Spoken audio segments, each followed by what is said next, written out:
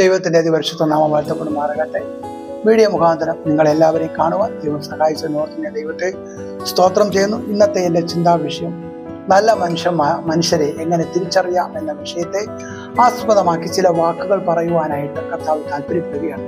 ഒത്തിരി പോയിന്റ് ഉണ്ട്, എങ്കിലും ഞാനൊരു 4 പോയിന്റ് നിങ്ങളുടെ മുമ്പിൽ തെളിയിക്കുവാനായിട്ട് കർത്താവ് താല്പര്യപ്പെടുകയാണ്. ഒന്നാമത്തെ പോയിന്റ്, ആത്മഫലങ്ങളെ കണ്ട് നമുക്കൊരു മനുഷ്യനെ നല്ല വ്യക്തിയായിട്ട് നമുക്ക് തിരിച്ചറിയുവാനായിട്ട് കഴിയും.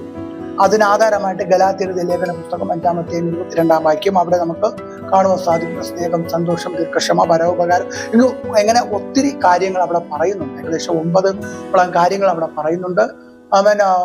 നമ്മൾ ആ പ്രവർത്തികൾ കണ്ടാൽ നമുക്ക് നിശ്ചയമായിട്ടും നല്ല വ്യക്തികളെ തിരിച്ചറിയുവാനായിട്ട് കഴിയുമെന്ന് വേദപുസ്തകം വ്യക്തമായി വെളിപ്പെടുത്തുന്നു. രണ്ടാമത്, പറയുന്ന വാക്കുകളിലുള്ള പ്രവർത്തനങ്ങളെ വെച്ച് നോക്കുമ്പോൾ വ്യക്തമായിട്ട് മനസ്സിലാക്കുവാൻ കഴിയുന്നു. നാം എന്തു പറയുന്നുവോ ആ പറയുന്ന കാര്യം തന്നെ പ്രവർത്തിക്കുന്ന വ്യക്തികളാണെങ്കിൽ നമുക്ക് അവരെ നല്ലവരാണോ കെട്ടവരാണോ എന്ന് നമുക്ക് മനസ്സിലാക്കുവാനായിട്ട് കഴിയും. അതിനാധാരമായിട്ട് മത്തായി എഴുതിയ സുവിശേഷം 7-ാം അധ്യായം 15-ാം വാക്യം വായിക്കുമ്പോൾ അവിടെ കള്ളപ്രവാചകന്മാരെ കുറിച്ച് ചില കാര്യങ്ങൾ താഴോട്ട് പറയുന്നുണ്ട്. ചെന്നായി ആ കുഞ്ഞാടിന്റെ വേഷം കൊണ്ട് വരുന്ന കാര്യങ്ങളും ഒക്കെ അവിടെ പറയുന്നുണ്ട്. അപ്പൊ അവർ പറയുന്ന കാര്യങ്ങൾ പ്രവർത്തിക്കുന്നവരാണ് എങ്കിൽ അവർ നല്ല വ്യക്തികളാണെന്ന് നമുക്ക് മനസ്സിലാക്കാൻ പറ്റും. അവർ പറയുന്നതൊന്ന് പ്രവർത്തിക്കുന്നതൊന്ന് എങ്കിൽ അവർ ദൈവത്തിന്റെ സന്നിധി നല്ലവരല്ല എന്ന കാര്യം നമ്മൾ മനസ്സിലാക്കേണ്ടത് ഏറ്റവും അത്യാവശ്യമാണ്.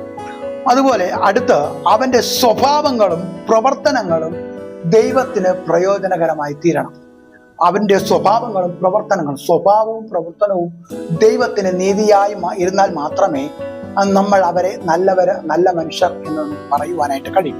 അതിനാധാരമായിട്ട് മീഖയുടെ പ്രവചന പുസ്തകം 6-ാം അധ്യായം 8-ാം വാക്യം വായിക്കുമ്പോൾ അവിടെ പറയുന്നു, ന്യായം പ്രവർത്തിക്കാനും താല്പര്യനായവനും താഴ്മയുള്ളവനുമായിരിക്കുന്ന ഒരു വ്യക്തിയെയാണ് ദൈവം പറയുന്നത്.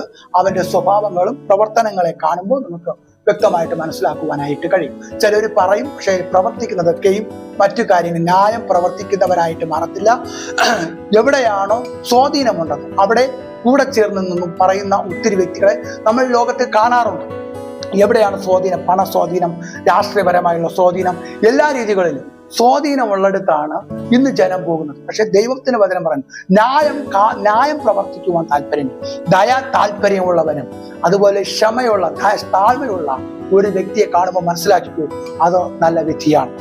അടുത്ത്, സത്യസന്ധമായുള്ള അനുഭവം ഉണ്ടായിരിക്കും. എല്ലാ രീതികളിലും സത്യസന്ധമായി പ്രവർത്തിക്കുവാൻ കഴിയുന്നവനായിരിക്കണം.